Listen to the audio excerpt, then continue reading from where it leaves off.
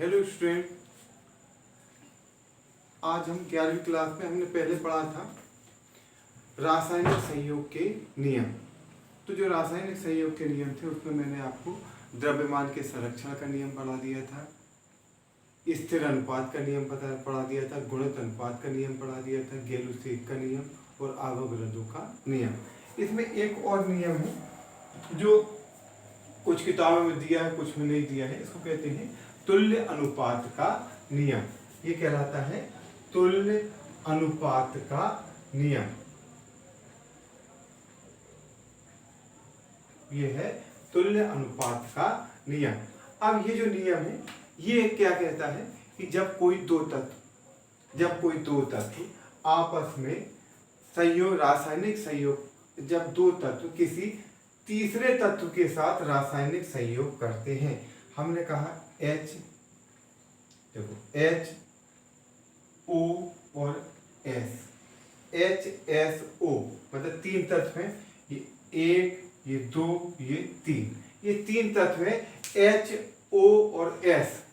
अब इसमें ये, अब देखना, इसको जरा समझना, यदि कोई दो तत्व किसी तीसरे तत्व के साथ रासायनिक संयोग करते हैं तो अपन इसमें देखो दो तत्व तीसरे तत्व की निश्चित मात्रा के साथ रासायनिक संयोग। तो देखो अपन ने इसमें, देखो इसमें हमने मान लिया कि इसको मान लिया एक तत्व, इसको मान लिया दो तत्व और इसको मान लिया तीन तत्व। समझना बेटा है, थोड़ा समझना कि इसको मान लिया पहला तत्व, इसको मान लिया दूसरा तत्व, इसको मान लिया तीसरा तत्व। तो जब देखो, जब हाइड्रोजन ऑक्सीजन आपस में क्रिया करते हैं तो ये बनाते हैं H2O। एक और दो से बनेगा, एक और तीन से बनेगा H2O। जब एक और दो क्रिया करते हैं तो ये बनता है SO2। और जब दो और तीन क्रिया करते हैं तो बनता है H2S। देखो पहले एक दो तीन में अंतर समझना बेटा है। देखो अब एक कौन हुआ? ऑक्सीजन, दो हुआ सल्फर और तीन हुआ हाइड्रोजन। तो देखो ये जो तत्व है ये बना है एक तीन से मिलकर, ये जो तत्व है SO2 ये बना है एक दो से बनकर, और जो H2S है ये बना है एक तीन से, तीन दो या दो तीन से। अब देखना, जब दो तत्व आपस में क्रिया करके, जब कोई दो तत्व किसी तीसरे तत्व के साथ रासायनिक क्रिया करते हैं कि ये मतलब ऑक्सीजन और सल्फर, ये दो तत्व हो गए, ये तीसरे तत्व के साथ रासायनिक क्रिया करता। तीसरे तत्व किसके साथ? हाइड्रोजन के साथ। तो देखो अब इसमें पहले ने एक ने बनाया H2O और दूसरे ने H2O बनाया इसके साथ, और दूसरे ने बनाया H2S। जब दो तत्व किसी तीसरे तत्व के साथ रासायनिक संयोग करते हैं तो तीसरे तत्व की निश्चित मात्रा, ये तीसरे तत्व की निश्चित मात्रा, देखो अब ये निश्चित है। देखो बेटा ये दो क्रिया कर रहा है, ये 16 से, मैंने सबके परमाणु भार आपको लिखवा है, दो क्रिया कर रहा 16 से, ये दो क्रिया कर रहा है 32 से, ये दो। तो देखो मतलब जब देखो दो तत्व जब दो तत्व किसी तीसरे तत्व के साथ रासायनिक संयोग करते हैं तो तीसरे तत्व के साथ रासायनिक संयोग करते हैं तो तीसरे तत्व की निश्चित मात्रा जो दोनों तत्व की जिस मात्रा से संयोग करती है, दोनों तत्व की जिस मात्रा से में संयोग करती है वह उसी अनुपात में होती है या उसके सरल अनुपात में होती है जिससे ये आपस में रासायनिक संयोग करते हैं। पहले उदाहरण से समझो। H2O H2S, इसको कहा अपन ने, इसको कहा एक, मैं देखो ये नंबर डाल रहा हूं ब्लैक से, O को कहा एक, S को कहा दो और H को कहा तीन। तो देखो अब दो तत्व कौन कौन से हुए? देखो यही लिखता हूं मैं, दो तत्व अपन ने किसको माना? हाइड्रोजन, दो तत्व हमने माना, ब्लैक से लिखता हूं मैं, हाइड्रोजन, ऑक्सीजन और सल्फर। तीसरे तत्व किसको माना? तीसरे तत्व हमने माना हाइड्रोजन। ठीक, तो अब देखना, अब इसमें क्या हुआ कि जब दो तत्व किसी तीसरे तत्व के साथ संयोग करते हैं तो तीसरे तत्व की निश्चित मात्रा, मतलब दो, अब इसमें लिखेंगे दो तत्व ऑक्सीजन तथा सल्फर, दो तत्व ऑक्सीजन तथा सल्फर तीसरे तत्व हाइड्रोजन के साथ क्रिया करते हैं तो क्या बनाते हैं? पहला तत्व बनाता है H2O और दूसरा तत्व बनाता है H2S। अब देखना यहां तक आ गया ये। अब देखना तीसरे तत्व की निश्चित मात्रा, तीसरे तत्व मतलब तीसरे तत्व हाइड्रोजन की निश्चित मात्रा 2, जो दोनों तत्वों की मात्राओं के साथ संयोग करती है उसका अनुपात। यहाँ 2 16 से क्रिया कर रही है, यहाँ 2 32 से क्रिया कर रही है, ये हुआ 16:32 मतलब 1:2। ये अनुपात क्या कह रहा है? ये अनुपात वही होगा। अब जब ये आपस में क्रिया करेंगे, कौन 1 और 2, तो ये आपस में क्रिया करके बनाते हैं SO2। तो ये इसका ये कहना है कि जब ये आपस में क्रिया करके SO2 बनाएंगे तो इसका जो अनुपात होगा ये हुआ 32:32 मतलब 1:1। या तो ये यही होगा या इसका सरल अनुपात होगा, या तो ये यही होगा या इसका सरल अनुपात होगा। तो क्या हुआ, जब यदि कोई दो तत्व किसी तीसरे तत्व के साथ रासायनिक संयोग करते हैं तो तीसरे तत्व की निश्चित मात्रा जो दोनों तत्वों के साथ रासायनिक संयोग करती है या तो उसी अनुपात में होती है या उसके सरल अनुपात में होती है जिससे वे दोनों तत्व आपस में रासायनिक संयोग करते हैं। ऑक्सीजन और सल्फर आपस में तीसरे तत्व हाइड्रोजन के साथ क्रिया करके H2O बनाते हैं और H2S बनाते हैं। इसमें ऑक्सीजन तथा सल्फर की 16 तथा 32 मात्रा जो हाइड्रोजन की निश्चित मात्रा 2 के साथ क्रिया करती है का अनुपात 1:2 होता है। यह अब देखना, ये हो गया यहां तक। यह अनुपात वही है क्या जब ये आपस में क्रिया करते हैं, तो ये आपस में क्रिया करते हैं तो ये हो गया SO2, ये हुआ 1:1, यानी 1:1 और 1:2 दोनों क्या है, या तो वही अनुपात होगा या इसका सरल अनुपात होगा। थोड़ा सा कॉम्प्लिकेटेड लैंग्वेज है, एक बार और पढ़ाएंगे, पढ़ के देखोगे तो ये समझ में तुमको आ जाएगा। तो ये तुम्हारे हो गए गुणित अनुपात या तुल्य अनुपात का नियम। अब बेटा इसके बाद जो मैं तुमको बता रहा था डाल्टन का परमाणुवाद, तो डाल्टन का परमाणुवाद है कि ब्रह्मांड की प्रत्येक वस्तु छोटे छोटे कणों से मिलकर बनी होती है। ब्रह्मांड की प्रत्येक वस्तु छोटे छोटे कणों से मिलकर बनी होती है, ब्रह्मांड की प्रत्येक वस्तु छोटे छोटे कणों से मिलकर बनी होती है जिन्हें हम परमाणु कहते हैं। एक ही तत्व के परमाणु आपस में समान होते हैं परंतु वे दूसरे तत्व के परमाणु से सर्वदा भिन्न होते हैं। सोने के परमाणु सोने के समान होते हैं, चांदी के परमाणु चांदी के समान होते हैं, परंतु चांदी के परमाणु सोने के परमाणु से भिन्न होते हैं। परमाणु को ना तो उत्पन्न किया जा सकता है और ना ही नष्ट किया जा सकता है। परमाणु को ना तो हम उत्पन्न कर सकते हैं और ना ही नष्ट कर सकते हैं। फिर अगला हुआ परमाणु अविभाज्य होता है।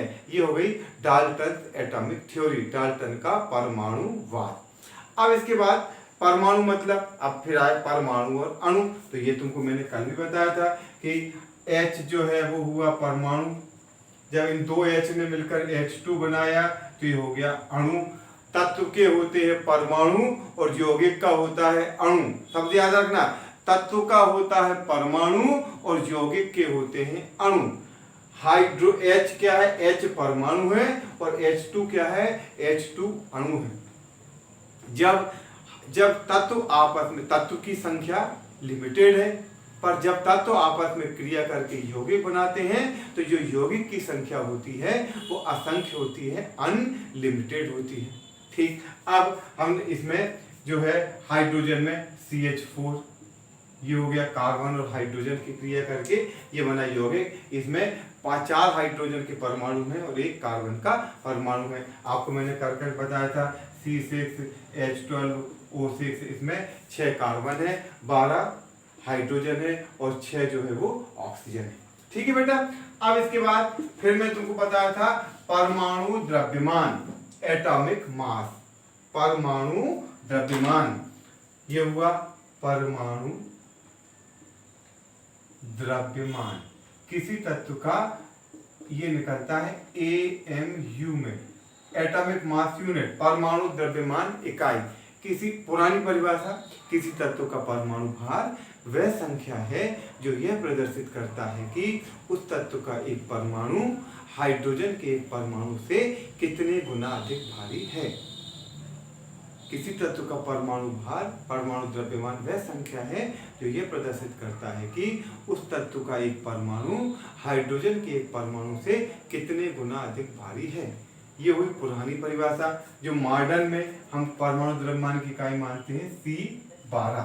तो किसी तत्व का परमाणु द्रव्यमान वह संख्या है जो यह प्रदर्शित करती है कि उस तत्व का एक परमाणु C12 के एक परमाणु के 1/12वें भाग से कितने गुना अधिक भारी है। परमाणु द्रव्यमान वह संख्या है जो यह प्रदर्शित करती है कि उस तत्व का एक परमाणु C12 के एक परमाणु के 1/12वें भाग से कितने गुना अधिक भारी है। अब परमाणु का द्रव्यमान ही हमने निकाला। ये मैंने आपको बताया था कि बहुत सारे तत्वों के परमाणु के द्रव्यमान हमने निकाले थे। हाइड्रोजन का, हाइड्रोजन जो है इसका परमाणु द्रव्यमान 1 है। फिर हाइड्रोजन, हीलियम, लिथियम, ये डिस्क्रिप्शन में सब आपको मिल जाएंगे। अब आया ये हुआ तुम्हारा परमाणु द्रव्यमान। जो परमाणु द्रव्यमान है, परमाणु द्रव्यमान या एटॉमिक मास, जैसे हमने कहा कि सल्फर का परमाणु द्रव्यमान 32 है।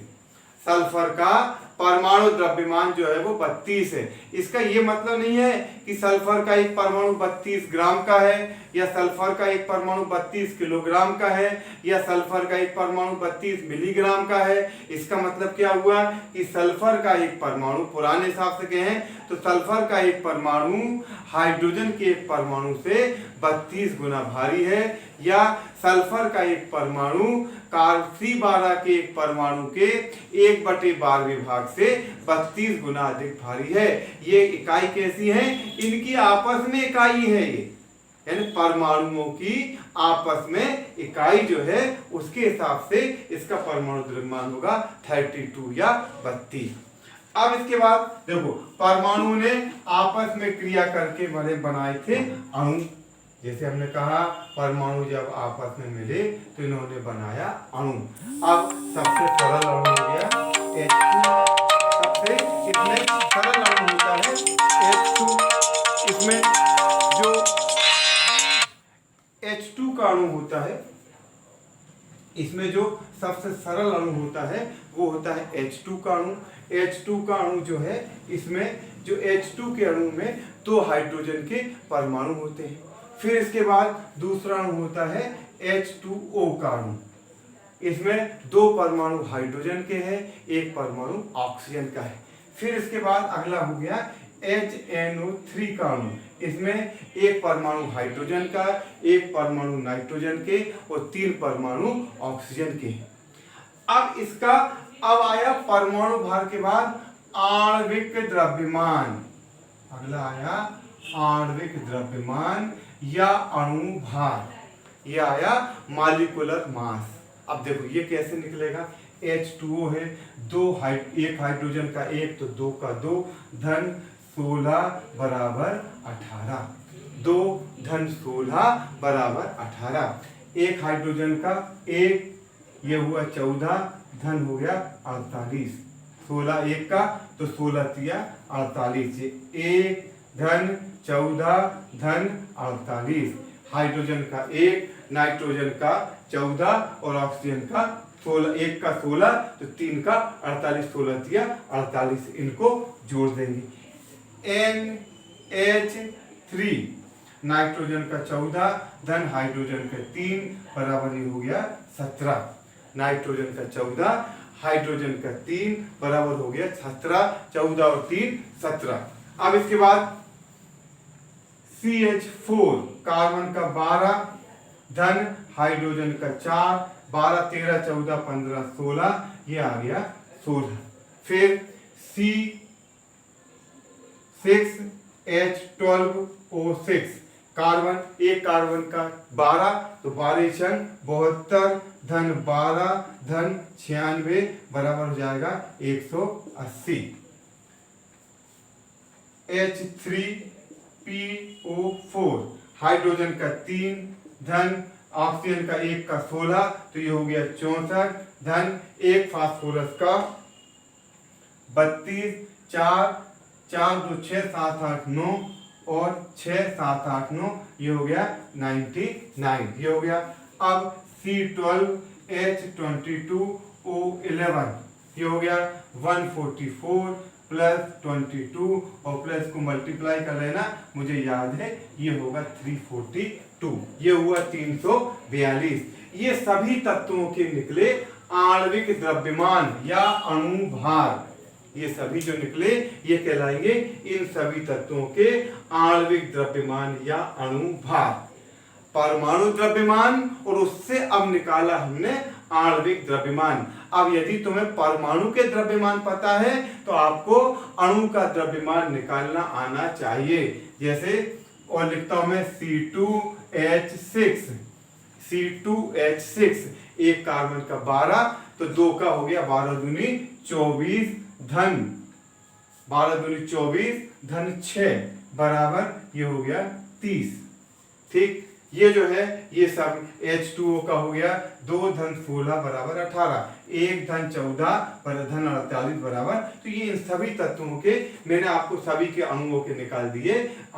देखो तत्व का परमाणु होता है और यौगिक का अणु होता है। तत्व का परमाणु होता है यौगिक का अणु होता है।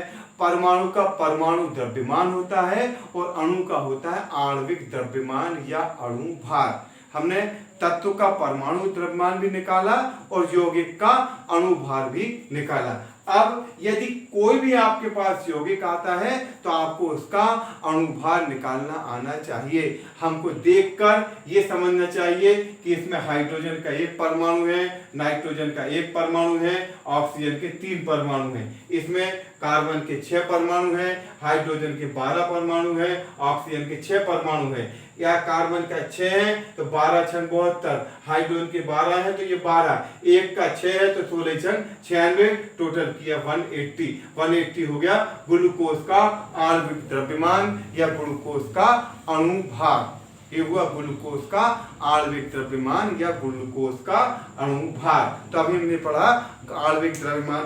अब इसके बाद बेटा बहुत इंपॉर्टेंट चीज जिसको हम कह सकते हैं कि ये केमिस्ट्री की या और दूसरे शब्दों में पूरी साइंस की जो रीढ़ होती है वो होती है मोल संकल्पना या मोल कॉन्सेप्ट। ये जो है ये पूरा केमिस्ट्री का बेसिक है। इसका नाम है मोल कॉन्सेप्ट या मोल संकल्पना। फिजिक्स में हम पढ़ते हैं पदार्थ के मापन की इकाई। तो जो मापन की इकाई है उनका द्रव्यमान को हम निकालते किलोग्राम में, टाइम को निकालते सेकंड में, दूरी को निकालते हैं मीटर में। तो इसके लिए जो 7वीं इकाई है वो निकालती है, वो लिखते हैं पदार्थ की मात्रा। जो पदार्थ की जो मात्रा है वो हम निकालते हैं बेटा मोल में। तो ये जो संकल्पना है ये कहलाती है मोल कॉन्सेप्ट या मोल संकल्पना। ठीक, तो मैं अगले जो आपका टॉपिक है वो हम चालू करेंगे मोल कॉन्सेप्ट या मोल संकल्पना। थैंक यू बेटा। ओके।